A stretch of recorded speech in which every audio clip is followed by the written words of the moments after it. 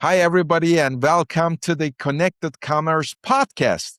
Today, my guest is a special person that I know for years. Will from BellaVix. He is the CEO and co-founder, should I say? Yeah, that works. Will, tell us about yourself, how BellaVix is doing nowadays. Yeah, thanks for having me. So BellaVix is a marketplace marketing agency. We've been doing this since about 2018, and we've been pretty blessed. We're a boutique. We don't work with a lot of brands, but the brands we work with, we've been working with for a while, and we've had some really good growth milestones. I think recently we hit over $500 million in sales on the platform, and we do the full range of services and inside the platform. So I'm excited to be here to share some of my connected projects and tactics.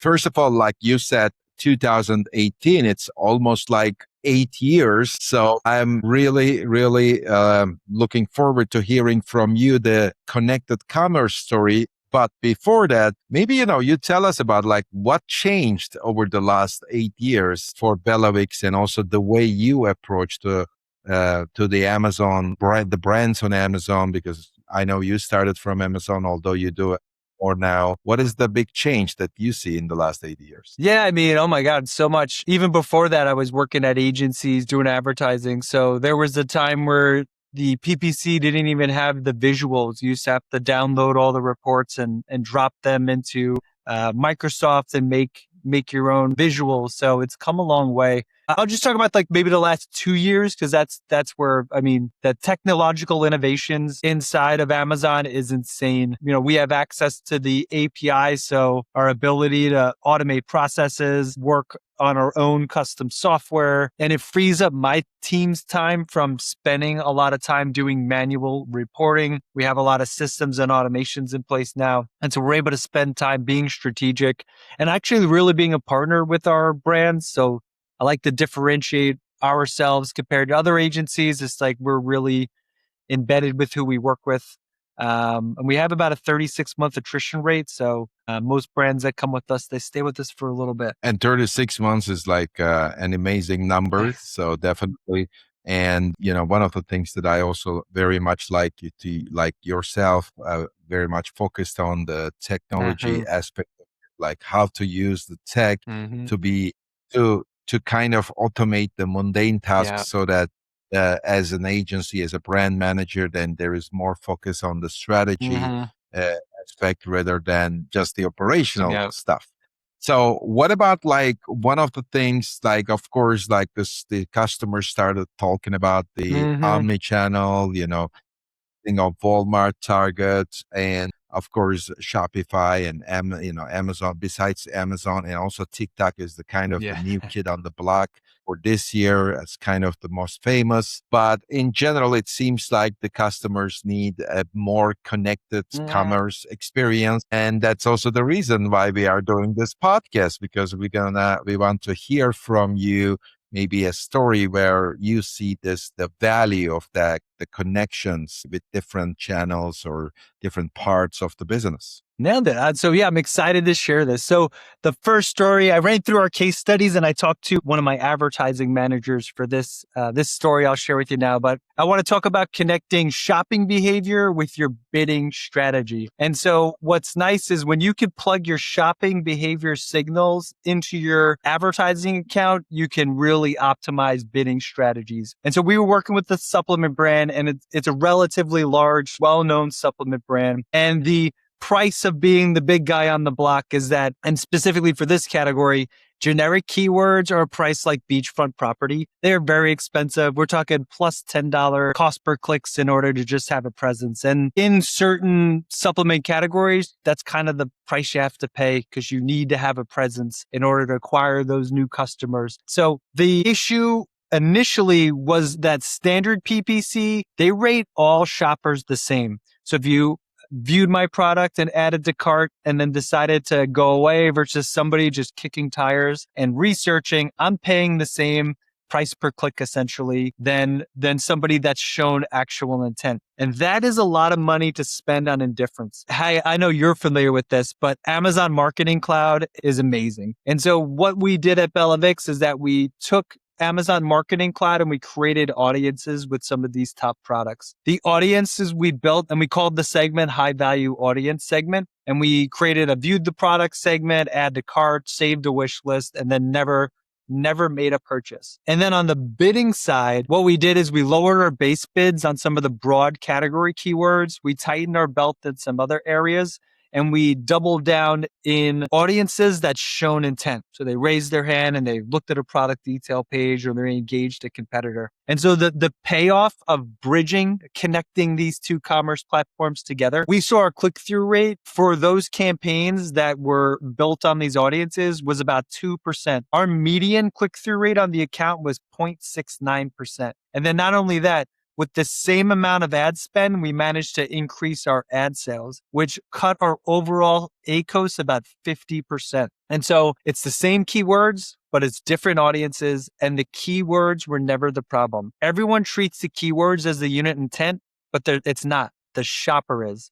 So once we were able to combine behavior data with bidding operations, we were able to improve the account efficiency. So that's my case for connected commerce.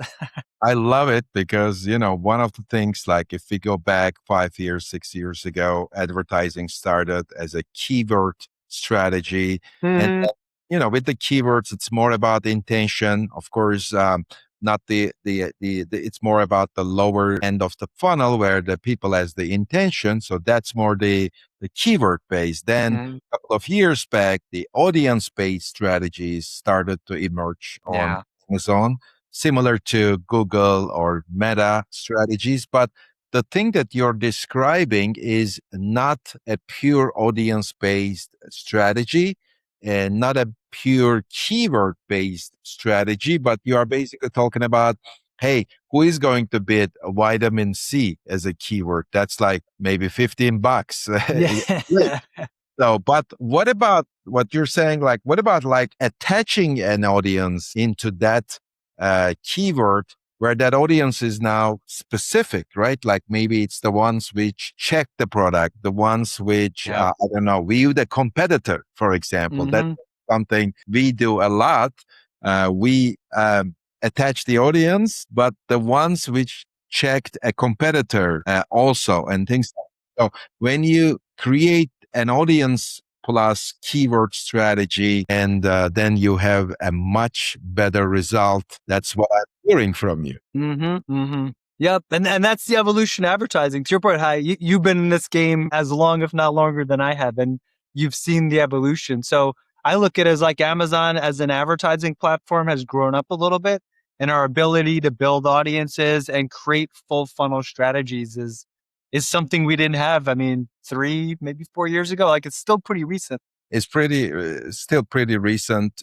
Although it's getting also now in an interesting point. Like, I know that there is another very nice story you want to tell us, but maybe before that, you can also share with us, like, like this TikTok and similar platforms, maybe Instagram, maybe a little bit like the Amazon, affiliates and all that stuff.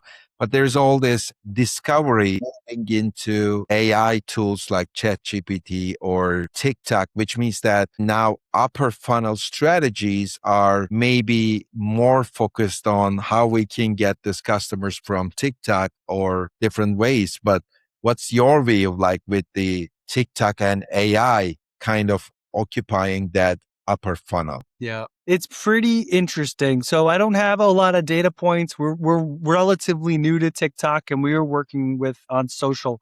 But I do know for a fact, like what we're seeing is the social media as a funnel. It's where your audience is, like especially for like supplements, beauty. Like there's certain categories that they're going to go to. Discovery happens on TikTok. If they're a little older, it's on Instagram, and if they're really old, it's on Meta, or what used to be Facebook. So we've seen the evolution. We'll build ad strategies around that, and we'll drive traffic to like store pages and measure results. So it is pretty interesting for sure. And we'll see. I mean, it's just crazy, the evolution of how social influences commerce pretty much. Exactly. Because maybe I'm thinking that now, let's go back like 15 years ago. You go into Amazon and you have an intention, right? Like vitamin C supplement, whatever. Then what you see is like the real results, like organic results. Even if you remember, there was like all the people who bought this product also purchased that product. I mean, there's all Yeah. types of honest recommendations. Now, over the time, last 6 years, right, we know that the estate of that page, it is occupied more and more by ads because, this is Yeah. now by far the most profitable line of business for Amazon. 99% profit. The on ads, Hmm. the better. Now, because of that, the trust is a little bit like going down because like when you search, you don't find exactly what might be the best product, but you still look into the reviews, ratings, etc. Now, more and Hmm. more people are going to Chat GPT and they ask her, hey, I'm a 50 Yeah. years old lady, like have this problem, this and that. I'm using this supplement. What should I use more? Well, actually, I'm doing the same thing. Like I'm asking more Chat GPT if I don't have time. If I have more time, I use cloud. So I think that's me. But then there are other people, they're like looking into TikTok and then they try to figure out like who is using Yeah. what and what's the benefit. Yeah. Kind of Yeah. trusting more all these videos. I'm not sure if that's a good idea too, but it seems like the discovery is not happening as much as it was before on Amazon. I Right. agree, Hyatt. I think we're on the precipice of shopping behavior shifting. You brought up a really good point, and I tell my clients like AEO, what it's AI engine optimization, like gotta love all the acronyms. But I'm still convinced that a majority of people are still going to Amazon and searching on the search bar. And if your product is under $100, for argument's sake, I do think a lot of product discovery still happens on Amazon. So similar to you, High, like part of running an agency is like we got to be tip top of our game. It's why we do the news and we give away information. So we are conscious and we do try to build listings and optimize for AEO, but we're not overselling it now. We're definitely kind of letting demand and letting overall growth dictate kind of how we're updating listings and what we're doing on the back end. But it's definitely something that is really interesting. Like 5 years from now, I mean, who knows? They might be wearing Google goggles and microchips on your wrist. I mean, who knows? But it's going to be fun. We're going to be part of it. Actually, between you and me, and I don't know how, I just want to record this piece. Like I started buying a lot of Tesla shares because I believe that when Tesla starts releasing the Optimus, that's the robot, right? That's coming in a couple of years. Maybe you and I will start talking about as the consumer is the robot, right? Like why not, right? Like Yeah. that guy will check the fridge, check the supplements and all that stuff and decide what to buy on Amazon. I think we are not like more than 5 years away from that happening. Of course, then that robot will not check the advertising. Then be a big issue, right? Like, but probably there will be things that the robot will check, like you mentioned, AEO, answer engine optimization, things like that. Now, probably that robot will check answers to the questions, and that will be the future of, kind of the agencies trying to figure Yeah. out like what these guys want to buy. If you look at like the Tesla forecast, like they want to be like in 5 years, probably there will be like at least 100,000 robots replacing some people or being a new maid in the house, right? Like taking care of everything. I don't know. So that would be I can't wait till Rosie's part of my family. I've been waiting for years.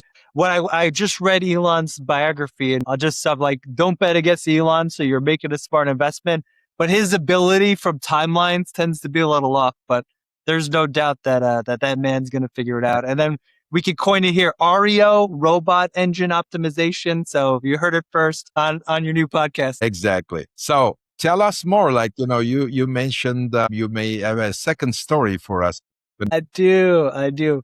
So this story is about teams coming together. I decided we talk a lot about tools and we tech out, but at the end of the day, it's people that make these things happen. And being part of a great team is really special. So the story, the connected commerce I'll be sharing is in-house creative with agency analytics. The tale of two teams coming together. So actually not too long ago, we were working with, and we still work with this beauty brand, and they generally have like a really top-notch in-house team. Their team is printing money on social media. That's why you brought up TikTok and Instagram. Like, these two ladies just understand that audience. They understand how to message to it, and they create some of the most beautiful, compelling content you can imagine.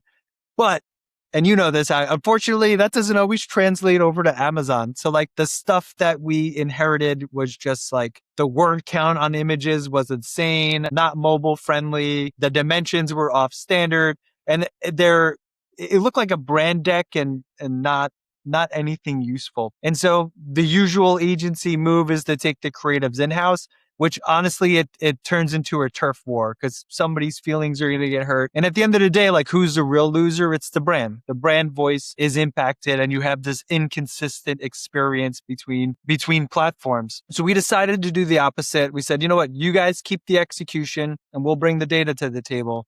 So we did competitive analysis. We gave them, platform specific directions. I love to do image audits, and we wireframe things out. And not only that, but we also track conversion rate and traffic improvements. And so we were able to give the brand an Amazon facelift, and we did it together in like a very collaborative environment. And so over the course of 4 months, we saw a 21% increase in sales. And we had like our baseline, what we were doing, and then what we were actually able to achieve. And we saw incremental growth. And that final month was the first time that brand broke 6 figures. So they did 100,000 Absolutely. plus in sales. And that was a big moment for these guys. And we were really happy to be part of that. So the breakthrough here wasn't a better image it was deciding who owns what. They own the brand, we own the data, and nobody had to be wrong for it to work out. So I thought that would be a fun connected commerce story to share with you. Hi. But here's the thing. First of all, what I really like about the way you explain the stories, Will, is you talk about the outcomes, not just that there is a connection or like we did this, but there is a real outcome as a result of that. And I always believe people do not come to us just to keep the lights on or just to make sure we manage some stuff, Amazon, Meta. They come to us because they need growth. It's also very, very hard to grow the business from insiders. Yeah. Insiders, they already have their luggage of the company, all the other work that they need to do. Then we come as the external people, come up with all this nice technologies, processes, better people, something, creativity. And now we're talking about the outcomes, because after many years, we know, right? Like that's all about like outcomes and growing the business. And if we don't grow the business sooner or later, the brands will not work with us. So that's why I always say, hey, what is the outcome? And the customer is happy. No, I don't want just happy customer. You to grow the business. Like, what are we doing to grow the business? We are not the people to be in the comfort zone. That's maybe the customer. If they are happy, they can be in the comfort zone, not us. We need to grow the business. Like I had the same problem again and again, like somehow like hitting to that creative designers. They are amazing. Now we are more the data guys. Now you're already talking about this, like how this creative designer or designer's team on the customer side versus your team and how like these things will come together. And I know that's very tough. One of the things, for example, just to support your thing, especially when the customer is very strong with Shopify, which means that for sure they have a very good creative designer team. Yeah. And then so true. Trying to influence Amazon, then they think, the brand store, the most important. And we say, hey, it is important. Not the most important though, but it is important, but not as much as you have it on Shopify side. Because Shopify, it's the most important, right? Like you need to, it helps the conversion. Exactly. Yeah. And that's the biggest point too. It's like there's a disconnect between systems, and to my point, they are killers on social media, but they just didn't. And this, Amazon, Walmart, they're their own ecosystems. The shopper behavior is different. The expectations are different. So to your point, having a great Shopify could almost be a curse when they're coming over to Amazon and needing that cohesion and experience. Because they ask why we cannot do Amazon. Well, because that is a different game. You focus on the conversion, better graphics, design, everything. And here we focus on data, intentions, because we don't know exactly the consumer, but we know their behavior. We know which search terms they look for. So, but that's why I like it very much, because it's always a bit of a specific, like we are very much the data guys, tech guys. That's the muscle we have. But then dealing with the other side, which is more like very much like they know the creative design aspect of it. It's hard. I don't know what you think about the impact of AI right now into the design, because that is Yeah. becoming a big war that it's like AI is Hmm. winning every month. It's getting Yeah. better. If you remember, like January, that was like nano bananas. Oh my, great, amazing. And then cloud design. And then I think it was image GPT 2.0, whatever. At this moment, it's almost like you can create an A plus content in a few minutes. So it's a weird position. So Amazon Creative Studio is also another great option. We actually use that a lot for ads, ad creatives. Um, I like it. I like it for certain types of brands, and you might feel the same way. So, like, if you're a brand that's like under $5 million, for argument's sake, like, yeah, you're still bootstrapping it. You're still working on retail. You might still be figuring out Shopify. So, like, I love the speed in which we could iterate and test, and that is really where I love the AI. Because, like, yeah, you could tell, but like, honestly, it's good enough to test with. You good enough for an MVP. For brands that like have branding and they have certain expectations and they built their audiences. So generally these are 8-figure plus brands, and some may be in retail, some may just be giants digitally. Like I like to, you could still iterate with AI, but there's nothing like having your own brand assets, doing a photo shoot with the studio, planning it out and having like a really tight experience tied to a campaign that might be seasonal or not. Those, I think your return you could get on that and what it does for the consumer is something AI can't do yet. And do yet, exactly as you said, right? And also it makes a lot of sense. It basically helped these smaller brands. They can, instead of like doing Hmm. all this, capturing the videos, video shoots and things like that, now they can just do it with AI. So at least it just closed the gap between the small Hmm. guys and the big guys, but there's still a gap, and the authenticity Yeah. is becoming more and more important in the AI world. I don't know. Now I can even immediately understand if a website is done by AI or if an image is done by AI.